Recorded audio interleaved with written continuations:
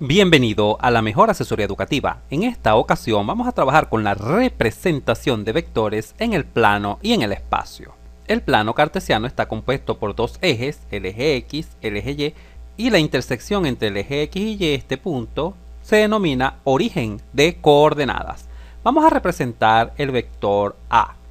El vector A se puede dar de dos maneras, de esta forma, 2i más 5j, o de esta forma, 2,5.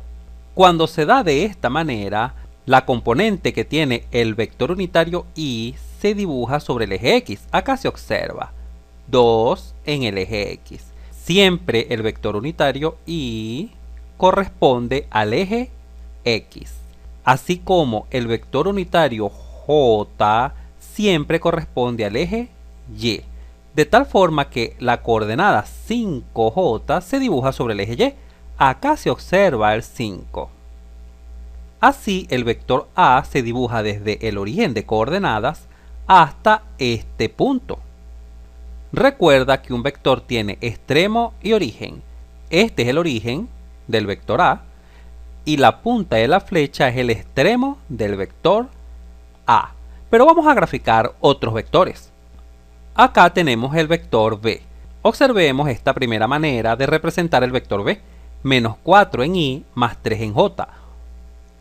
Y esta otra manera de representarlo es entre paréntesis menos 4,3. Ambas formas son válidas y representan el mismo vector.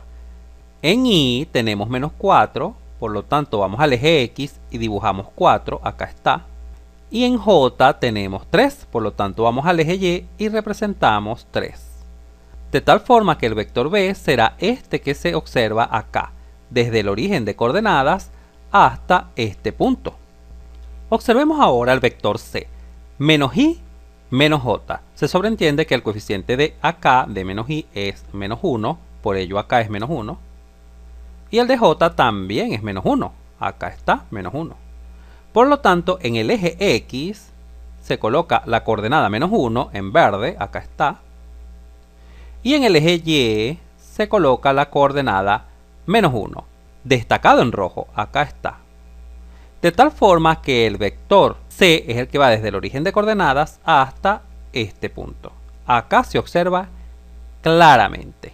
En resumen, cuando nos dan el vector de esta manera, la componente en el eje X es Y y la componente en el eje Y es J.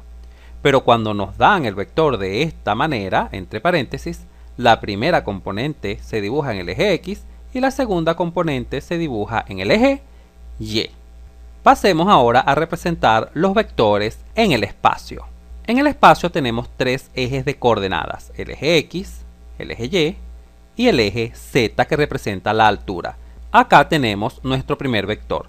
Observa esta manera, Y que se dibuja en el eje X, J que se dibuja en el eje Y K se va a dibujar en el eje Z. Este vector A también se puede escribir de esta manera, 2,3, menos 4. En el eje X dibujamos 2, acá está el eje X, 2. En el eje Y dibujamos 3, acá está, 1, 2, 3 en el eje Y. Y en el eje Z, menos 4, por lo tanto debemos bajar, acá está, hasta este punto, menos 4. Observa que las coordenadas en el espacio se dibujan a través de un paralelepípedo. Finalmente, el vector A es el que va desde el origen de coordenadas hasta este punto. Dibujemos otro vector. Acá tenemos el vector B de coordenadas menos 2, 1 y 3. También se puede representar de esta manera.